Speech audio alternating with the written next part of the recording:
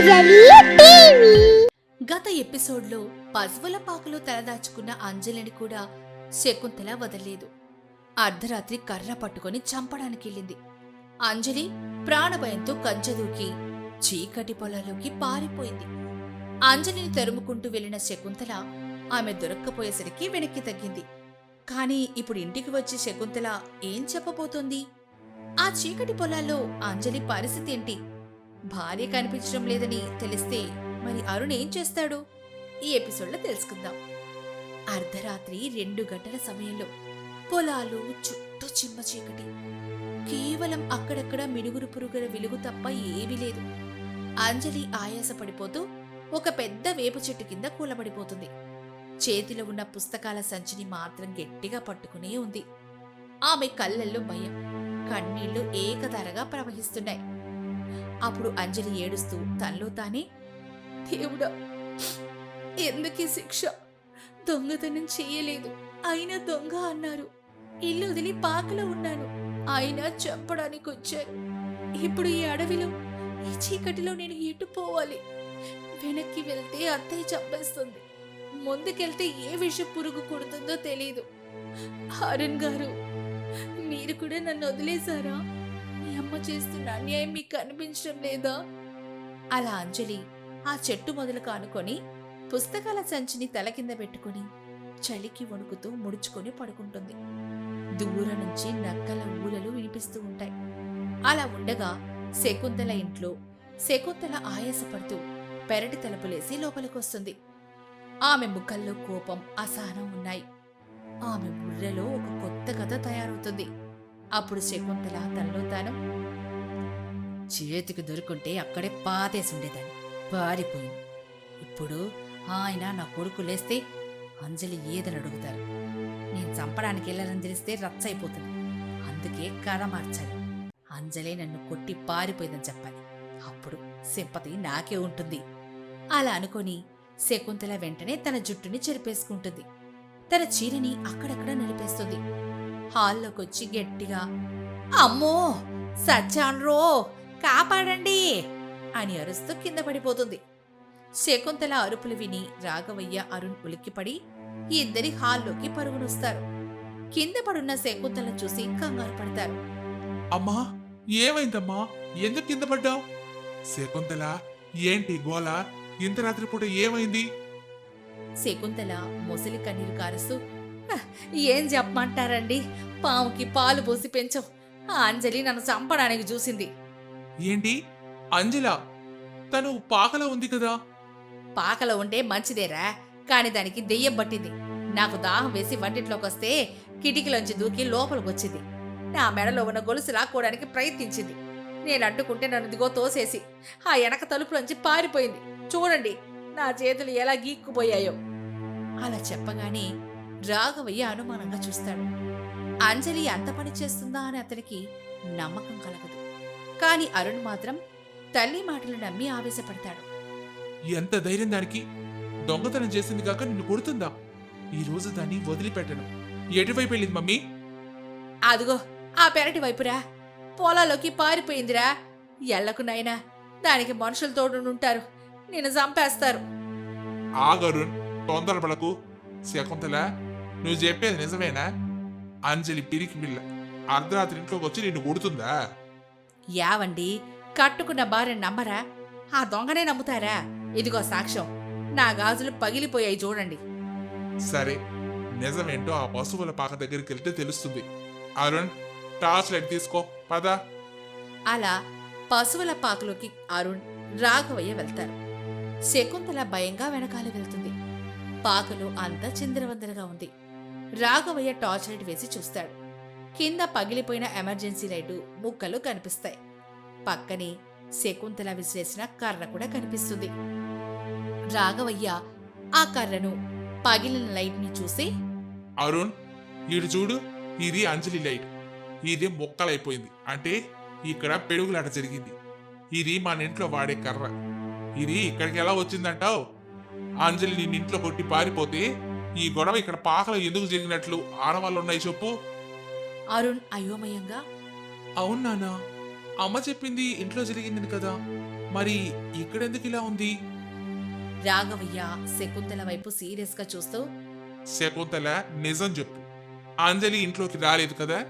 నువ్వే పాకలోకి వెళ్ళావు కదా? అది అది నేను శబ్దం వినిపిస్తే వెళ్ళాను. అప్పుడు అది నన్ను కొట్టి పారిపోయింది. అబద్ధం, పచ్చి అబద్ధం. అంజలి లైట్ పగులుంది. నువ్వు ఇందాక హాల్లో ఏమన్నావు? కిటికీలో నుంచి వచ్చిందన్నావు. ఇప్పుడు పాకలోకి వెళ్ళారంటున్నావు. నీ మాటలోని తడబాటుంది. అరుణ్, మీ అమ్మ అబద్ధం చెప్తోందిరా. ఆ అమాయకపు పిల్లని రాక్షసి తరివి కొట్టింది. ఈ రాత్రిపూట ఆ పిల్ల ఎక్కడుందో ఏమైపోతుందో పద ఎదుగుదాం. అరుణ్ తల్లి వైపు కోపంగా బాధగా చూసి, అమ్మా, ఎందుకమ్మా ఇలా చేసావు? తన నా భార్యమ్మా.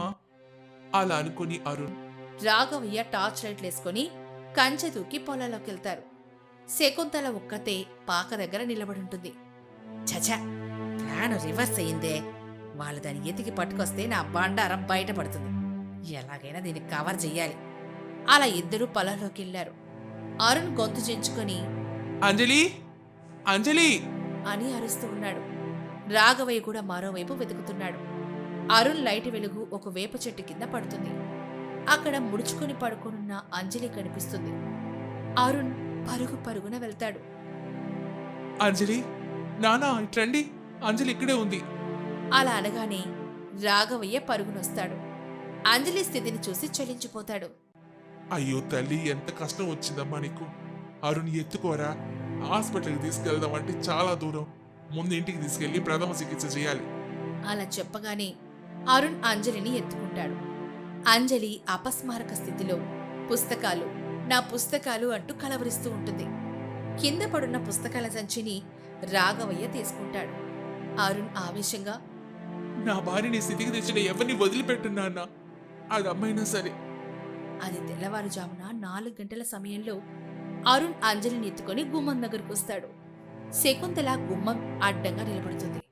ఆగు, ఆ దరిద్రాన్ని మళ్ళీ ఇంట్లోకి తెస్తున్నావా? అది చచ్చినా పర్లేదు గాని ఈ ఇంట్లోకి మాత్రం రావడానికి ఇల్లేదు. పాకలబడే. అరుణ్ మొట్టమొదటిసారి గట్టిగా సింహంలాగా గర్జిస్తూ, పక్కకు జరగమ్మా. అంతే. శకుంతల షాక్ అయిపోయింది. ఏంటి, నన్నే జరగంటావా? అవును, జరుగు అంటున్నాను. తను పరాయి మనిషి కాదు, నా భార్య, ఈ ఇంటి కోడలు. తను పాకలో కాదు, నా గదిలో ఉంటుంది. ఇకపై తన మీద ఈగ వాళ్ళ నేను ఊరుకోను. నువ్వు కన్న తల్లివని ఇన్నాళ్ళు గౌరవించాను, కానీ నువ్వు చేసేది రాక్షస క్రీడ అని అర్థమైంది. ఒరే ఒరే, పెళ్ళాన్ రాగానే తల్లిని ఎదిరిస్తావా? తల్లిగా నువ్వు ప్రవర్తించుంటే నేను ఎదిరించేవాడినే కాదు. దారొదులు. అరుణ్ శకుంతలను పక్కకు తోసేసి అంజలిని తీసుకుని లోపలికెళ్తాడు. రాఘవయ్య గర్వంగా కొడుకు వైపు చూసి లోపలికెళ్తాడు. శకుంతల అవమానంతో రగిలిపోతూ, నన్నే తోసేస్తావా? నా కొడుకును నాకే దూరం చేస్తావా? అంజలి, నువ్వు లోపలికొచ్చావు గాని బతికి బట్టగొట్టనివ్వను. నా కొడుకు చేతే నిన్ను గెంటించేలా చేయకపోతే నా పేరు శకుంతలే కాదు. మరుసటి రోజు ఉదయం అంజలికి జ్వరం తగ్గింది. ఆమె మంచం మీద ఉంది. అరుణ్ ఆమె పక్కనే కూర్చుని మందలిస్తున్నాడు. శకుంతల గదిలో మంచం మీద పడుకొని, అమ్మో, గుండె నొప్పి, చచ్చిపోతున్నా అని నాటకం మొదలెడుతుంది. అరుణ్, చంపేస్తుందిరా, గుండె నొప్పి, అమ్మో అమ్మో. అలా అనగానే అరుణ్, రాఘవయ్య పరుగునెళ్తారు. అమ్మా, ఏమైంది? రాత్రి నువ్వు నన్ను తోసేసావు కదరా, ఆ షాక్కి గుండె ఆగిపోయేలా ఉంది. డాక్టర్ని పిలవండిరా, లేకపోతే నేను చచ్చిపోతాను. నేనిప్పుడే ఆర్ఎంపీ డాక్టర్ని పిలుస్తాను. అలా చెప్పి రాఘవయ్య డాక్టర్ దగ్గరికి వెళ్తాడు. శకుంతల అప్పుడు, అరుణ్, నేను బ్రతకనరా, కానీ చచ్చేలోపు ఓ కోరిక. నాకు ఆకలిగా ఉంది, కాస్త పాలు తాగాలనుంది. కానీ నీ భార్య చేత్తో ఇస్తేనే తాగుతాను. అప్పుడే ఆమె నన్ను క్షమించిందని అనుకుంటాను. నా ఆత్మకి శాంతి కలుగుతుంది. అమ్మా, అంజలికి ఇంకా పూర్తిగా తగ్గలేదు. నేనే తెస్తానుండు. వద్దురా, ఆవిస్తేనే తాగుతాను. పిలవరా దాన్ని. అలా చెప్పగా అరుణ్ వెళ్ళి అంజలిని పిలుస్తాడు. అంజలి నీరసంగా ఉన్నా అత్తగారి ఆరోగ్యం బాగోలేదని తెలిసి వంటగదిలోకి వెళ్తుంది. పాలు వేడి చేస్తుంది. గ్లాసులో పాలు పోసి శకుంతల గదికి తీసుకెళ్తుంది. అప్పటికే శకుంతల తన దిండు కింద ఉన్న ఒక చిన్న విషపు సీసా సిద్ధం చేసుకుని ఉంటుంది. అలా అంజలి పాలు తీసుకుని శకుంతల గదిలోకి వస్తుంది. అరుణ్ బయట డాక్టర్ కోసం చూస్తూ ఉంటాడు. గదిలో శకుంతల, అంజలి మాత్రమే ఉంటారు. అత్తయ్య, పాలు తీసుకోండి. ఇవ్వు అమ్మా. నా కొడుకు నిన్ను నెత్తి మీద పెట్టుకున్నాడు. నువ్వు మహారాణివయ్యావు, నేను ఓడిపోయాను. అలా అంటూనే పాలు తీసుకుంటుంది. అలా అనకండి అత్తయ్య, మీరు త్వరగా కోలుకోవాలి. నేను కోలుకుంటానో లేదో ఇప్పుడు తెలుస్తుంది. ఆ సమయంలో అంజలి పక్కకు తిరగగానే శకుంతల చటుక్కున ఆ విషపు సీసాలో ఉన్న ద్రవాన్ని పాలల్లో కలుపుతుంది. అంజలి కలిపేది చూడదు. శకుంతల పాలు నోటి దగ్గర పెట్టుకుని కొంచెం తాగినట్టు నటించి గ్లాసుని కింద పడేస్తుంది. అమ్మో అమ్మో, గొంతు మండుతోంది, విషం విషం. అది వినగానే అరుణ్, రాఘవయ్య డాక్టర్ లోపలికి పరుగు పరుగునొస్తారు. అమ్మ ఏమైంది? శకుంతల నోట్లో నుంచి నొరగలొచ్చినట్టు తీసి అంజలి వైపు వేలు చూపిస్తూ, రాక్షసి నన్ను చంపేసిందిరా, పాలల్లో విషం కలిపింది, పగ తీర్చుకుందిరా. అమ్మో, నా ప్రాణం పోతోంది. అందరూ షాక్ అవుతారు. డాక్టర్ పగిలిన గ్లాసులో ఉన్న పాలను వాసన చూస్తాడు. అవును, ఇందులో ఏదో పురుగు మందు వాసన వస్తుంది. విషం కలిపిన మాట నిజమే. అరుణ్ అంజలి వైపు కోపంగా చూస్తూ, అంజలి, ఇది నిజమా? అమ్మని చెప్పడానికి విషం ఇచ్చావా? లేదండి, నేను పాలు మాత్రమే ఇచ్చాను, విషం కలపలేదు, నమ్మండి. నమ్మకురా, అది నన్ను చంపేసి ఆస్తి మొత్తం లాక్కోవాలని చూసింది. నా గొంతు పోతోంది, కాపాడండి. అలా ఒకవైపు ప్రాణాపాయంలో ఉన్న తల్లి, మరోవైపు అమాయకంగా కనిపిస్తున్న భార్య. అరుణ్ ఎవరిని నమ్ముతాడు? విషం కలిపింది శకుంతల అని నిరూపించడానికి అంజలి దగ్గర ఏం ఆధారం లేదు. అత్తగారు ఆడిన ఈ విషయం జూదంలో అంజలి బలైపోతుందా? అరుణ్ మళ్ళీ అంజలిని ద్వేషిస్తాడా? తెలుసుకోవాలంటే వచ్చే 6వ ఎపిసోడ్ వరకు ఆగాల్సిందే. శ్రీరంగపురం అనే పల్లెటూరులో శకుంతల అనే వైద్యురాలు ఉంటుంది. ఆ చుట్టుపక్కల ప్రాంతాల వారు శకుంతల దగ్గరికొచ్చి వైద్యం చేయించుకునేవారు. శకుంతల కొడుకు అరుణ్ కూడా ఆవిడ దగ్గరే పనిచేస్తూ ఉండేవాడు. వైద్యం కోసం వచ్చేవారి బాగోగులు చూస్తూ ఉండేవాడు అరుణ్. బాబు అరుణ్, ఇంకా ఎంతమంది ఉన్నారా? తక్కువ మంది ఉన్నారులేమ్మా. అవతల భోజన సమయం అవుతుంది కదా, నీ భార్య అంజలి ఈ రోజైనా సమయానికి వంట చేసుకుని తీసుకొచ్చుద్దా లేదా? రాత్రే దానికి చివాట్లు పెట్టాను. ఈ రోజు ఖచ్చితంగా సమయానికి మనకి భోజనం పట్టుకొస్తుంది. నువ్వేం కంగారు పడకమ్మా. ఏంటో నా కర్మ, అందరు అత్తలకి భయపడితే నేను మాత్రం నా కోడలికి భయపడాల్సి వస్తుంది. నేను వైద్యురాలైనా కోడలికి భయపడి ఎక్కడ జబ్బు పడతానని కంగారు పడాల్సి వస్తుంది. ఏంటమ్మా నువ్వు? అంతలా తనేం చేసింది చెప్పు. మాకు పెళ్ళై 4 రోజులే కదా అవుతుంది. ప్రేమ పెళ్లి చేసుకునేందుకు నువ్వు ఇలా మాట్లాడుతున్నావా ఏంటి? ఒరే బాబు, నేను అలా అనలేదు లేరా. నీ భార్య అతి వినయం చూసి తట్టుకోలేకపోతున్నాను. ఆ వంటలు ఉన్నాయి కదా, వామ్మో, వాటిని తినలేక తినాల్సి వస్తుంది. శకుంతల అరుణ్ అలా మాట్లాడుకుంటూ ఉండగానే అక్కడికి ఆ ఊరి సుందరం వస్తాడు. సుందరం కాస్త అమాయకుడు. అమ్మగారు, నమస్కారం అమ్మా. మీ చల్లని దయ మాపై ఉండాలని దీవించండమ్మా.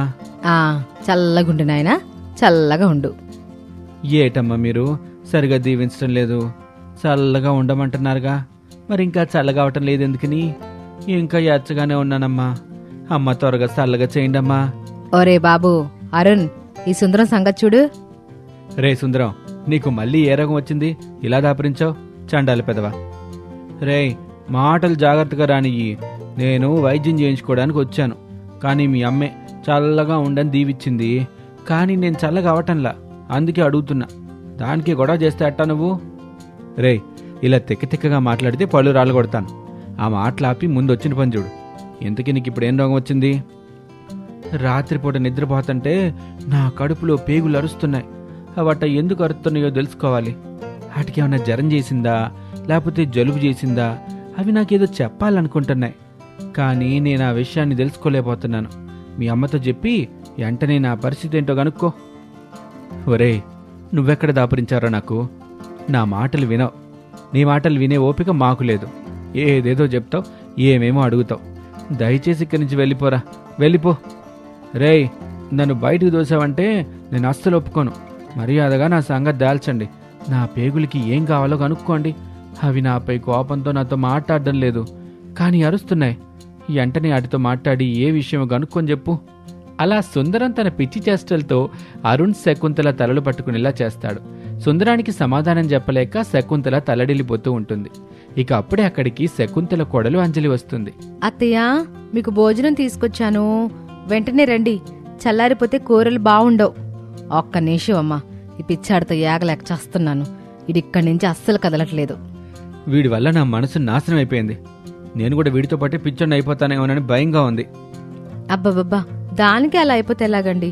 ఒక్క నిమిషం ఉండండి. ఇదిగో సుందరం అన్నయ్య, మీ సమస్య పక్కన పెట్టండి. నేను మీకో విషయం చెప్పాలి. ఏంటమ్మా, త్వరగా చెప్పు, లేకపోతే నేను 4 కోసేసుకుంటాను. అరే, త్వరగా చెప్తున్నాను వినండి. అదేంటంటే, మీరు గత జన్మలో ఒక కోడిని చంపి తినేశారు కదా. అది మళ్ళీ ఈ జన్మలో పుట్టి మిమ్మల్ని చంపడానికి వచ్చింది. ఇందాకే అది మిమ్మల్ని వెతుక్కుంటూ రావడం నేను చూశాను. అది వచ్చేలోపు మీరు వెళ్ళిపోతే బాగుంటుంది. వామ్మో, వెంటనే వెళ్ళిపోవాలి. డాక్టర్మా, నేను మళ్ళీ వస్తాను. ఈసారి నా పేగులతో మీరు ఖచ్చితంగా మాట్లాడించాలి, సరేనా? అంటూ సుందరం అక్కడి నుంచి వెళ్ళిపోతాడు. సుందరం అలా వెళ్ళగానే ఊపిరి పీల్చుకుంటాడు అరుణ్ శకుంతల. చూసావమ్మా, పిచ్చోళ్ళకు పిచ్చోళ్లే సరైన సమాధానం చెప్తారు. సమయానికి అంజలి వచ్చింది కాబట్టి మనం బతికిపోయాం. సరే అంజలి, త్వరగా భోజనం వడ్డించు. చాలా మంది నా కోసం ఎదురు చూస్తున్నారు. వారికి వైద్యం చేయాలి. ఇప్పుడే వడ్డించేస్తాను అత్తయ్య. అంటూ అంజలి తను చేసిన వంటకాలని వడ్డించటం మొదలుపెడుతుంది. అత్తయ్య, మీరు ఈ మధ్య తలనొప్పితో చాలా బాధపడుతున్నారు. అందుకే మీకోసం కొబ్బరి చిప్పల కూర చేశాను. చాలా బాగుంటుంది, తిని చెప్పండి. ఏంటమ్మా, కొబ్బరి చిప్పలతో కూర చేసావా? ఒరే అరుణ్, విన్నావారా? ఇప్పటి వరకు అట్లాంటి కూరని ఎవరు చేసుండ్రు కదరా. అమ్మా అంజలి, ప్రయోగాలన్నీ నాపైన చేతి ఎట్టాగమ్మా? ఒకసారి తిని చెప్పండి అత్తయ్య. బాగోలేకపోతే ఇకపై అస్సలు చేయను. తనంత ఆశగా చేసింది కదమ్మా, తింటే సరిపోతుంది. ముందు తినమ్మా. అంజలి, నా కోసం ఏం చేసి తెచ్చావు? మీకోసం చాలా చేశానండి. మతిమరుపు ఎక్కువగా ఉంది కదా, అందుకే పత్తితో పరోటాలు చేసి తెచ్చాను. ఏంటి, పత్తితో పరోటాలు చేసావా? దేవుడా, నా ప్రాణాలు కాపాడు తండ్రి అంటూ అరుణ్ భయపడిపోతాడు. ఇక అంజలి చేసిన వంటలు తినకుండా ఉంటాడు అరుణ్. దాంతో అంజలికి నవ్వు తన్నుకొస్తుంది. ఏవండి, నేను చేసింది మర్యాదగా తినండి, లేకపోతే నవ్వి నవ్వి చచ్చిపోతాను. భగవంతుడా, ఇదేం పరీక్షరా నాకు? అమ్మా, ఏంటి ఈ కర్మ? ఇదొక రకమైన జబ్బు బాబు. ఇట్టంటాళ్ళకి కోపం అంత త్వరగా రాదు. కోపానికి బదులుగా నవ్వు వచ్చుద్ది. అట నవ్వుతూ నవ్వుతూ పొట్ట చెక్కలై నవ్వుతూనే చనిపోయే ప్రమాదం కూడా ఉంది. ఓరి నాయనో, అయితే వెంటనే ఈ పత్తి పరోటాలు తినేయాల్సిందేనా? అలా అరుణ్ చకచక తన భార్య తీసుకొచ్చిన పరోటాలు తింటాడు. మరోవైపు శకుంతల కూడా ఆవురావురమంటూ కొబ్బరి చిప్పల కూర వేసుకుని భోజనం తింటుంది. అది చూసి అంజలి చాలా సంతోషిస్తుంది. వారు తిన్న తర్వాత, అత్తయ్య, సాయంత్రం త్వరగా ఇంటికొచ్చేయండి. మీకోసం వేడి వేడి రాళ్ల ఉప్మా చేసి పడతాను. చాలా రుచిగా ఉంటుంది. రాళ్ల ఉప్మానా? అంటే ఉప్మాలో రాళ్ళేసి చేయడం అన్నమాట. అలా చేస్తే మన ఎముకలు కూడా రాళ్లలా దృఢంగా గట్టిగా ఉంటాయని ఎవరో చెప్పారంట. కొంప ముంచో కదమ్మా అంజలి. అలా అంజలి తన అత్తగారు భర్తకి షాక్ ఇచ్చి అక్కడి నుంచి వెళ్తుంది. అంజలి గురించి బెంగ పెట్టుకుంటుంది శకుంతల. ఓరే, దీన్ని తీసుకొచ్చి నాకంటగట్టావు కదరా. ఆ సుందరం లాగానే ఇది కూడా పెచ్చదే. దీన్ని ఎలా ప్రేమించావురా? పైగా సిటీ నుంచి తీసుకొచ్చావు. ఇప్పుడు దాన్ని అందరూ సిటీ కొళ్ళని పిలుస్తున్నారు. అదేదో గొప్ప సత్కారం చేసినట్లుగా దానికే నీ భార్య అట్ట పొంగిపోతుంది. అమ్మా, అలా అనకమ్మా. నా కళ్ళతో చూడమ్మా. నీ కళ్ళతో చూడబట్టే నా కర్మ ఈట తగలడింది. అలా అంజలి గురించి మాట్లాడుకుంటూ శకుంతల అరుణ్ భయపడిపోతూ ఉంటారు. ఇక ఆస్పత్రి నుంచి బయటకొచ్చిన అంజలి పక్కనే ఉన్న ఇడ్లీ బండి దగ్గరకు వెళ్తుంది. వీరయ్య పొయ్యిపై పెనం పెట్టి నూనె వేసి మసాలాలు చేస్తూ ఉంటాడు. అది చూసిన అంజలి, అబ్బబ్బబ్బా వీరయ్య, నీకెన్నిసార్లు చెప్పాను అలా వేయించకూడదయ్యా. నా మాట విను, కాస్త నువ్వు పక్కకి తప్పుకో అంటూ గరిటె తీసుకుని ఆ నూనెలో మసాలాలు వేయిస్తుంది. ఇక అప్పుడే అక్కడికి ఈకలు తీసేసిన కోడిని తీసుకొస్తాడు సుందరం. అంజలి, నువ్వు చెప్పింది నిజమే. ఈ కోడి నన్ను చంపాలని చూసింది. దీన్ని అందుకే చంపేశా. ఇదిగో, దీని ఈకలు కూడా బీకేశాను. ఇప్పుడు ఇది నన్నేమీ చేయలేదులే. పగబట్టిన కోడి ఇదే కాదో నీకెలా తెలుసు? మన ఊర్లో చాలా కోళ్ళున్నాయి కదా, అందులో ఏదైనా అవ్వచ్చు. అమ్మో, నువ్వు చెప్పేది కూడా నిజమే అంజలి. అయితే ఈ చచ్చిన కోడిని ఏదో ఒకటి చేసే, తీసుకో అంటూ సుందరం ఆ కోడిని ఇస్తాడు. కాని అంజలి ఆ కోడిని తీసుకోలేదు. ఆ సమయంలోనే వాళ్ళిద్దరి చెయ్యి జారి ఆ కోడి అక్కడే కాగుతున్న నూనెలో పడుతుంది. అందరూ ఆ నూనెలో కాగుతున్న కోడి వంకే చూస్తూ ఉంటారు. ఛీ, ఎంత పని జరిగిపోయింది. ఏంటమ్మా మీరు ఎంత పని చేశారమ్మా? అదిగో తినడానికి చాలా మంది వస్తున్నారు. ఈ సమయంలోనే ఇట్లా చేస్తే ఎట్టా మీరు? నా వ్యాపారం నాశనం చేయాలని చూస్తున్నారా? అయ్యో, అది కాదు వీరయ్య, ఈ సుందరం వల్ల ఇలా జరిగింది. త్వరగా ఆ గరిటె తీసుకుని ఆ కోని నూనెలో నుంచి తీసేయండి. త్వరగా ఆ పని చెయ్యండి అంటూ వీరయ్య అరుస్తూ ఉంటే అక్కడికి తినటానికొచ్చిన శివ నూనెలో కాగుతున్న కోడిని చూసి నీళ్లు నములుతాడు. ఆహా, మంచి సమయానికే వచ్చాను. ఈ చికెన్ ఫ్రై తిని చాలా రోజులైంది. ఇదిగో వీరయ్య, ఆ చికెన్ ఫ్రై మొత్తం నాకే ఇచ్చేసాయి. ఇదిగో డబ్బులు తీసుకో. అరే, ఇది చికెన్ ఫ్రై కాదండి, సుందరాన్ని పగబట్టిన కోడిది. అమ్మా అంజలి, ఆపమ్మా, అవన్నీ చెప్పకు. ఆయన అడిగాడుగా, ఇంక నువ్వు మౌనంగా ఉండు. ఏంటి మీలో మీరే మాట్లాడుకుంటున్నారు? మరేమీ లేదయ్యా, వెంటనే నీకు చికెన్ ఫ్రై ఇచ్చేయాలని చెప్తున్నాను అంతే. ఇదిగోండి డబ్బులు తీసుకోండి. అలా అంజలి నూనెలో వేయించిన ఆ కోడిని అలాగే శివకిస్తాడు వీరయ్య. అది తిన్న శివ చాలా సంతోషపడతాడు. ఆహా, అద్భుతంగా ఉంది, అద్దిరిపోయే రుచి. ఇక రోజు ఇక్కడికే వస్తాను. నాకు రోజు ఇలాగే చేసివ్వాలి. ఈవిడ చేతిలో ఏదో గమ్మత్తుంది. ఇంత రుచిగా నేనెప్పుడూ తినలేదు. అంజలి ఏం చేసినా చాలా రుచిగా ఉంటుంది బాబు. మీరు రోజు రండి, మీకు మంచిగా చికెన్ ఫ్రై చేసి పెట్టుద్ది. అలా శివ దాన్ని తినేసి అక్కడి నుంచి వెళ్ళిపోతాడు. శివ ఇచ్చిన డబ్బులు వీరయ్య అంజలికే ఇచ్చేస్తాడు. అది చూసి అంజలికి డబ్బులు ఇంకా సంపాదించాలి అన్న ఆశ కలుగుతుంది. ఇక ఆ మరుసటి రోజు నుంచి సుందరం ఆ ఊళ్ళోని కోళ్లను తెచ్చివ్వటం, అంజలి వాటిని ఫ్రై చేసి అమ్మటం జరుగుతుంది. అలా చూస్తూ ఉండగానే శకుంతల ఆస్పత్రికి వచ్చేవారి సంఖ్య కంటే అంజలి చికెన్ ఫ్రై తినటానికి వచ్చేవారి సంఖ్య పెరుగుతుంది. ఓరే అరుణ్, నేను చూస్తుంది నిజమేనా? ఏంటమ్మా నువ్వు? గుడ్లు బాగా తెరిచి చూడు. అక్కడ సంపాదిస్తుంది నా భార్య. ఇక నేను నీ దగ్గర పనిచేయను, నా భార్య దగ్గరే పనిచేస్తాను అంటూ అరుణ్ తన తల్లి శకుంతలకి షాకిచ్చి తన భార్య అంజలి దగ్గరకు చేరతాడు. ఇక అంజలి తన చికెన్ ఫ్రై వ్యాపారం చేసుకుంటూ చాలా ఫేమస్ అయిపోతుంది. ఇది వాల్టి కథ. మరొక ఆసక్తికర కథలో మళ్ళీ కలుద్దాం. నమస్తే.